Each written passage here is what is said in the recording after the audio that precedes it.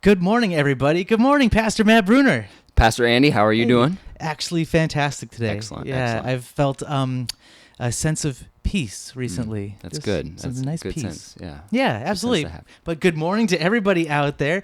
We are here at the Well Church in Brighton, Michigan. This is our Well Overflow podcast, episode 28. Wow, man. Yeah. And our team is on a missions trip right now to Mexico, so I could say that this is episode 28. So There you go. Yeah. just Bring in the Espanol for our... Exactly. So we've had some new and interesting things happening recently, and I'm excited because, one of those things is that our podcast is currently on Apple Podcast as well as Spotify Podcast. Previously, it was just on YouTube. And what that means, though, is for some of those platforms out there that really utilize us only as an audio podcast, there is no visual. So the one thing I'm actually excited about is them hearing your beautiful podcast voice. Yes, my wonderful radio voice. My mother always said I had a face for radio and a voice for silent movies. So. Oh my goodness! So this is great. The ones that are only listening to you will get to be like, who is that speaking? Yes, it is. Yes, it's Mufasa or something. Simba. Yeah, so good. Here we are, and Pastor Matt. Well, why are you here this weekend? Well, like you said, Pastor week. Jeff and the mission trip team are down in Mexico, so he's out for a couple Sundays. So I filled in for him this past Sunday, covering Psalm chapter 1, which is it's a nice short psalm, but it's full of a lot of deep theology and some important practical things to keep in mind. So. Yeah, Psalm 1 out of 150 Psalms, this is the first, and it really is a great introduction to some instructions on rightful living, wise living. And then the rest of the Psalms just continue that. Like, hey, how do we respond when life is going nuts around us, or even when life is going wonderfully around us? There are also many ways to respond. And that's why we're doing our summer psalm sermon series, which is a summer through the Psalms, a voice of the heart, giving our hearts a voice. Yeah, so like you said, it's a perfect springboard into the Book of Psalms and really the Book of Wisdom in general. In fact, most people believe that David wrote this psalm, but there is a theory out there that the original first psalm was Psalm chapter 2.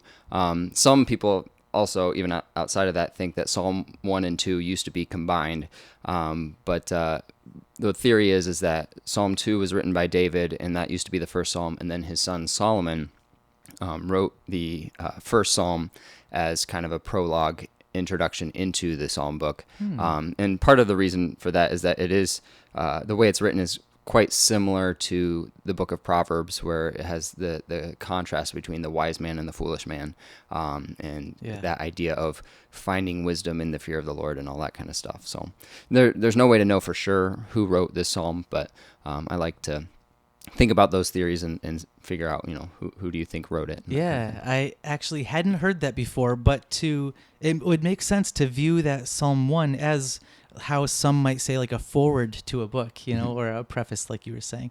So that's really cool. I like that.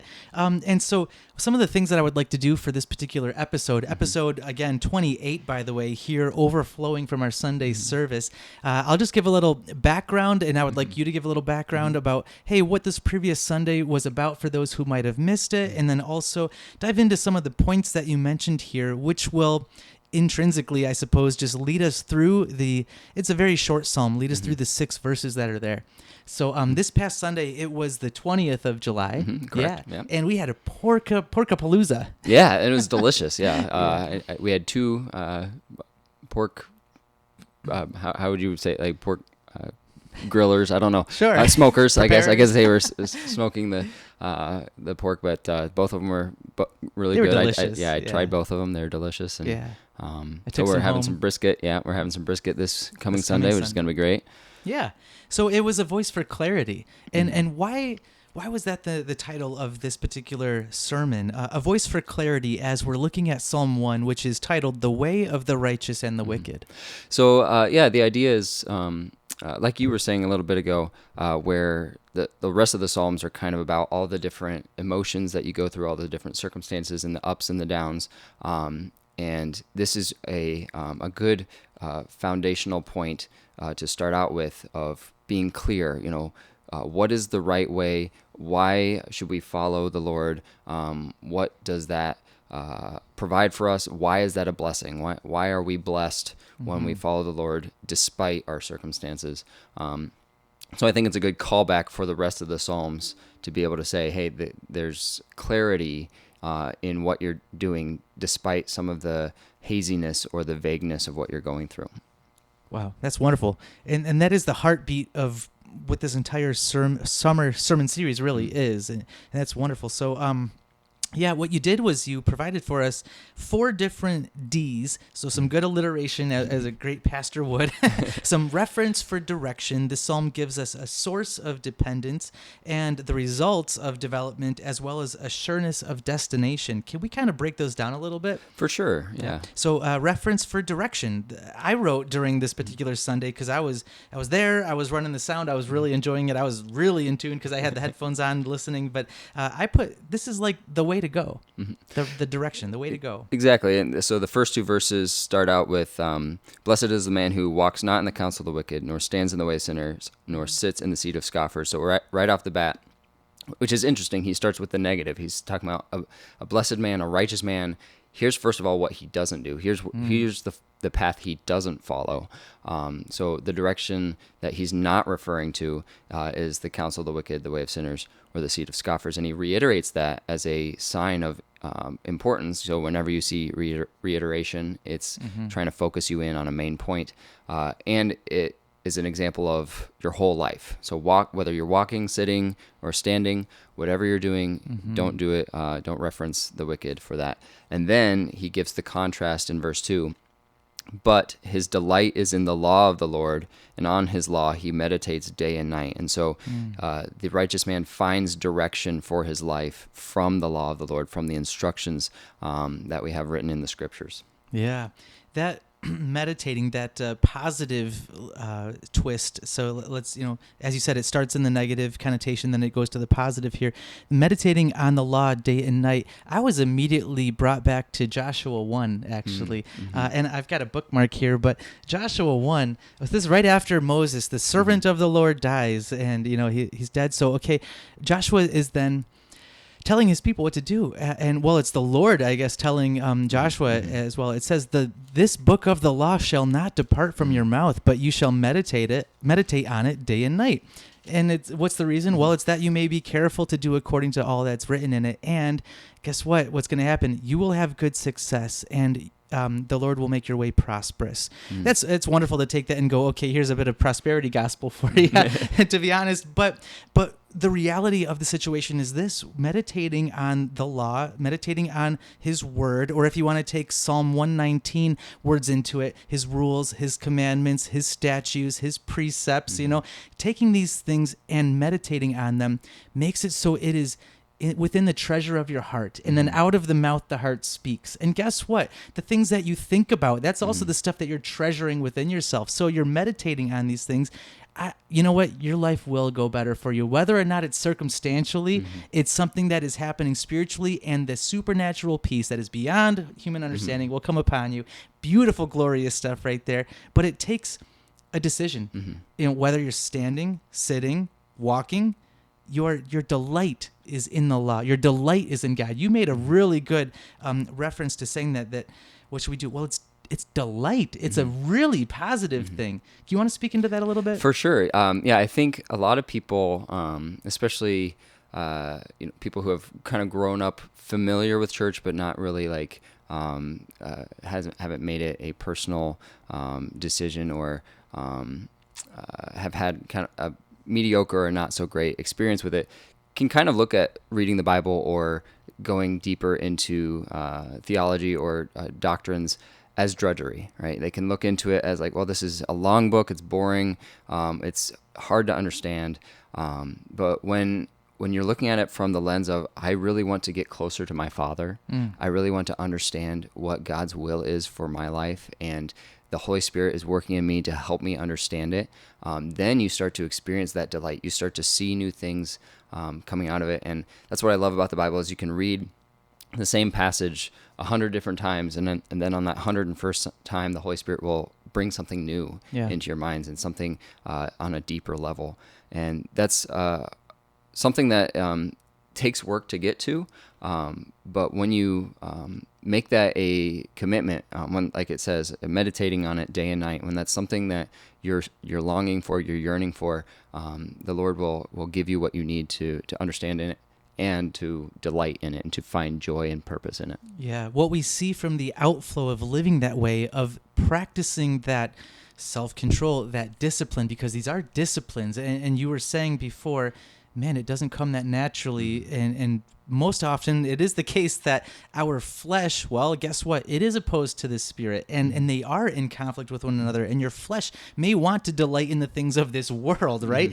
But the true delight and the true fruit that comes is from delighting in the law and meditating on that law. So we're going to see in the very next verse 3, is what actually happens from a life lived that way. So we've got our reference for direction, which is walking not in the way of the wicked or the scoffers or the sinners, but rather what we should do, delight in the law, meditate on it. There are many other disciplines of Christianity to put into practice there. And then what ends up happening? Well, guess what? You're going to be bearing fruit because you're like a tree that's planted by streams of water.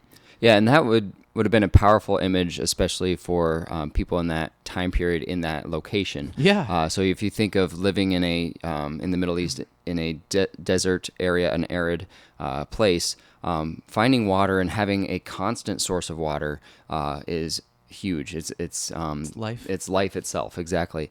And so for the psalmist to use that as a picture of what the righteous man is like, he is indicating you are in a place of abundance, but not out of your own doing and not out of your circumstances, but God is providing the constant source of abundance. And so if you are rooted, like Paul says in Colossians, you must be rooted in Christ, built up and established in him.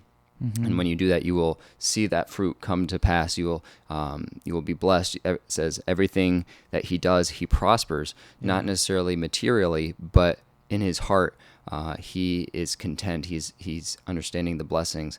And like Paul says in Philippians, where he says, I know what it means to have a lot, and I know what it means to be in need, and yet in all circumstances I am content, because in all things it is Christ who strengthens me. And so that is our source. That is what gives us the ability to make it through every day, and not just survive, but actually thrive and see what God has for us moving forward.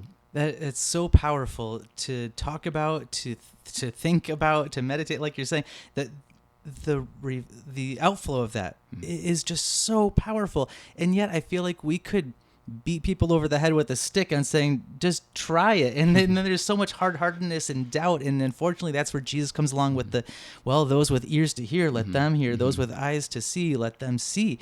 Man, the thing is, though, you want to be like, just try it, just like try the discipline, try obedience to the Lord, and see the joy that is the fruit of these things. And when you are connected, if the branch is connected to the tree, it's going to be bearing fruit because it's connected to its life source.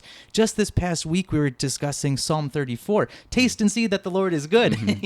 Hello, just taste it, and it's kind of funny that this language is here, and the way that you're saying, okay, these people of these days, as well as Jesus, trying to get his people to understand this is the way of righteousness. This is the way that will bring delight and will bring supernatural peace and will allow for fruit to come, and that you will be planted with roots, and you've had to deal with some winds, as you were mentioning in your Sunday sermon there. So I actually... It's funny that he uses these metaphors, because I use them today with my son, actually, and I'm sure you do the same with your many sons. 3 sons. My 3 sons, yeah. yes. TV show. But anyway, so literally, my son Sage, he'll come up to me in the yard. We're playing outside, and he'll bring 2 different pine branches from the ground. One's like a little bit green, and one's like totally brown and dead, and one just fell off the tree, for example. And he's like, why? He'll ask me the question, why is this brown, you know, and like, why is this one green? Yeah. I'm like, well, that's brown because it's dead and it's dried out. And so I literally have the opportunity to use these same metaphors and saying, look, when a branch falls off of that tree right there, it's no longer connected to its life source. It will no longer be able to produce any fruit. I use the same conversation with him when we're in our garden, and he's like, why can't I just pull off this pup from the strawberry plant? Well, guess what? It's gonna die. You know, it's not gonna produce any fruit, and we want strawberries. You know, and it's wonderful. Yeah, exactly, and that's the thing that we have to keep in mind in every aspect of life, is that it is not up to us to it's not by our own efforts. It's by abiding in Christ and His work in us, and so we need to be faithful, and that's the hard part, is the dependence, right?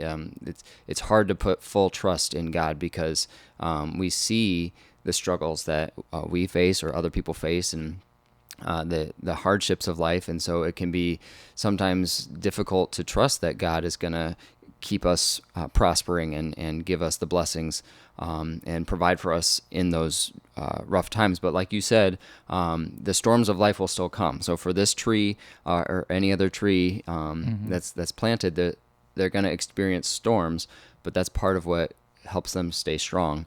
So if they're rooted into the source, they will be able to weather the storm and be stronger because of it. That is right there, the hinge. Be stronger because of it. Can you tell us all the story about the Mars planning with the trees? Yeah, so there's a place in Arizona called Biosphere 2. So there was apparently a first biosphere and then a second one. So I don't know the whole story with that. There'll probably be many more. Probably, yes, on Mars. But yeah, their whole idea was to try and figure out, if we colonize Mars or whatever, how would we get water there? How would we plant trees? All that kind of stuff. So one of the things that they were doing was planting trees to see if they would be able to survive on a planet like Mars. And so they built this dome, and they made sure that they cultivated water and soil and sunlight, and so these trees were growing, and they would be really tall and look really healthy, but right before they would mature, they would just fall over. And so they looked into it. They were trying to figure out why they kept falling over, and it turned out that what happened was when they cut the tree in half, they noticed that the rings were perfect circles, that there was no variation in that, and that the tree was growing tall and it was growing fast, and it had the nutrients it needed, but it was not growing strong enough to hold its own weight. And so they needed to introduce wind into that climate. Adversity. The adversity, so that the tree could grow strong enough to hold its own weight. And so that's part of it for our faith too, is Peter talks about the trials that you face and that you suffer along with Christ. But that is a testing of your faith to ensure that you are truly rooted in Him, and that you are dependent on Him for the results, not basing your faith on whether you're getting what you want or not, but rather whether God is truly trustworthy to get you to the end, where He says He will complete the good work He has started in you. He will be faithful. He will not forsake you. So do we trust that even in the circumstance or not? Yeah, it is so fitting that across all of nature, all of the world, the laws of God are present, and adversity is out there. Our adversary is out there prowling along, but always with the right response to that adversity, with your plant, your tree rooted in the right life source, you can overcome anything that is put against you. And in fact, the outflow, as you're saying, is endurance, steadfastness, an increase of your faith, right? An increase of your joy. I've often heard the phrase when asking in prayer, okay, God, you get the glory, I get the joy. Right? And there's this relationship that is built and prospered. And my goodness, then what you have is a greater faith for the next trial, because there will be more. Exactly. And like James says, consider it pure joy when you face trials of many kinds, which seems counterintuitive. But like you were saying, when it produces that perseverance, you get to experience more of God's faithfulness in those times, because you are dependent on Him rather than yourself. And you know that the only way that you could get through it, the only way that you could come out better at the end of that is if it is God that is directing you and God that is bringing you through it. And so that brings you greater joy because you understand the depth of your faith at a greater level, and the goodness of your God, the love of your God. You see, just like with our kids, when we help them learn something new, it's hard for them to do it, like riding a bike or learning how to swing by themselves. We've been doing that recently over the summer. So it's hard for them, and they get frustrated, and it seems challenging. And then, like on their bike, they might fall over and get hurt. But if they trust us to know that we are going to guide them, we're going to help them learn how to do it. And then once they do it, they receive greater joy, and we do too at the same time. Absolutely. Leading us to our third D, actually, which is the development. So the result of living that way, the result of overcoming, going through challenges and affliction and so forth with the right response, as we really do want to make sure that we specify that, then the result is that you are bearing fruit and that you are stronger through that. So you are developed, in other words, through all those challenges. The result is very opposite for the wicked, that they have a weak and an empty development. And the wording here is that they are like chaff that the wind drives away. I loved the image that you brought. I hadn't thought about that before, but the threshing floors in the old times where they got the grain and the wheat and so forth, and then as they crush it and separate it from the husk, they toss it up into the air, and those, the wind just takes it away. It's fascinating. I would encourage you to look up a video of it. Like there are a few different ones. They're really short videos too. So. But it looks literally like dust that just like dissipates into the air. Like after 2 seconds, you don't even see it anymore. But yeah, like you said, that's the result. That's the fruit of the wicked, is that, it's easy. It fulfills your natural desires, but in the end, it's empty. It's purposeless. It's ungrounded. There's no benefit in the end. Yeah. Hovel. Exactly. I'm thinking of Ecclesiastes. So, wow. And then, so the last D, destination, right? Sureness of destination, where really the last couple verses here, verse 5 and 6 of Psalm 1, are talking in that negative sense once more about the wicked. They will not stand in judgment, nor will the sinners in the congregation of the righteous. But the Lord knows the way of the righteous, and the way of the wicked will perish. So there's a sureness of destination. It focuses more on the sureness of the negative aspect of those that decline this way of life, that they will not stand. But either way, it's assured. Exactly, and it is it's a contrast to the opening to the psalm, where at the beginning of the psalm, it's what the righteous man what he does not do with the wicked, and then the contrast at the end is that the wicked will not stand with the righteous. They will not be in the council or in the congregation of the righteous. They will not go in the way of the righteous, the way of the Lord. And so it says that the Lord knows the way of the righteous. And I like the way that he frames it, is because it's a two-way street where, first of all, the Lord knows us, right? As believers, he knows us. He is connected to us. He knit us together. He knit us together, and he is our Father. He cares about us, and he walks with us in that. But also, it also shows the Lord knows the way of the righteous, so he needs to be sought in order to know the direction we need to go. In the New Testament, Paul talks a lot about seeking to find the mystery of the will of God, and that God does want to reveal that to us, that he will give it to us, but we need to seek it. He's not going to just make it, he's not going to give us a layout of the rest of our lives and just say, okay, here's what's going to happen. He'll give you a light to your path, a lamp for your feet for the next step. And if you're faithful in that step, he'll give you the next step. And it's not necessarily going to be like, a voice coming from heaven telling you what's happening, but he will make it plain. He will reveal it to you over time. And that's the beauty of growing in our faith and deepening our connection with him. Yeah. Sometimes he does make it quite plain, and then you don't want it to be the thing that he said. And so then you're wanting for him to say something else, right? But he's not saying anything else until you first you go, oh, wait, this is what you told me.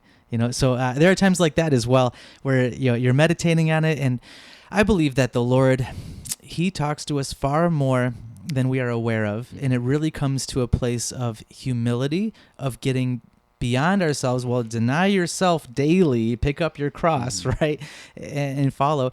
But oftentimes he won't give you the next step until you've taken that first step that he already guided you on. Exactly. And there's sometimes where you will miss out. You'll miss out on an opportunity that the Lord provided for you. And, who knows how many times I've missed out on things by either ignoring that voice or outright saying no. Jonah, he ended up doing what the Lord wanted, but it took quite the route to get there. But imagine how many blessings we could have had if we had just said yes, if we truly trusted that God has what's best for us in mind, even when it's not what we expected or what we desired, or even if it seems like a negative thing to us. So it's important for us to remember what our destination is, who holds it, and how he guides us along the way. So good. Is there anything else that you'd like to share about this particular psalm or any clarifications from this past Sunday? I think, like I said, that's part of it, is the meditating on it day and night and delighting in the law of the Lord. So I would encourage everyone to read this psalm on their own and try to go line by line and meditating on that and seeing how that affects how you view the rest of God's word. Wow. That's very open-ended, but powerful in terms of yes, that will lead you down paths of righteousness. So good. Well, this has been episode 28, 28, una vez más, and we're looking forward to this coming weekend. We're going to be flipping things around a little bit once more because our team that has gone to Mexico, it was Pastor Jeff and a bunch of other people. They'll be returning this coming weekend. However, we still have a new, different teacher for this weekend. It'll be Tim Macy giving us a voice for blessing. We'll be focusing on Psalm 103. Bless the Lord, O my soul, right? All my inward parts, and remember his benefits. It's going to be a good one. I'm excited to see what Tim brings to us. He always does a great job bringing the word of the Lord to us. Absolutely. Well, hey, Matt, thank you so much for chatting, for clarifying things, for talking with me, for spending time. We have a lot of great conversations here at the Well. We sure do. Yeah, I appreciate your time. Thank you. Everybody else, thank you so much for listening as well. Remember, if you ever have any questions or anything that you'd like us to kind of focus in on a little more, if anything that we've said today, you want, hey, maybe Matt can speak more into this thing, let us know. Write in. There are ways to do that through our website, through our QR codes and things of that nature. But yeah, great stuff. Enjoy the rest of your Thursday, everybody. We'll see you this coming Sunday here at the Well Church in Brighton, Michigan, and our service is at 10 o'clock in the morning. It'll be, once again, a voice for blessing. Come on this Sunday. You'll be blessed. How about that? Sounds good. All right, we'll see you later.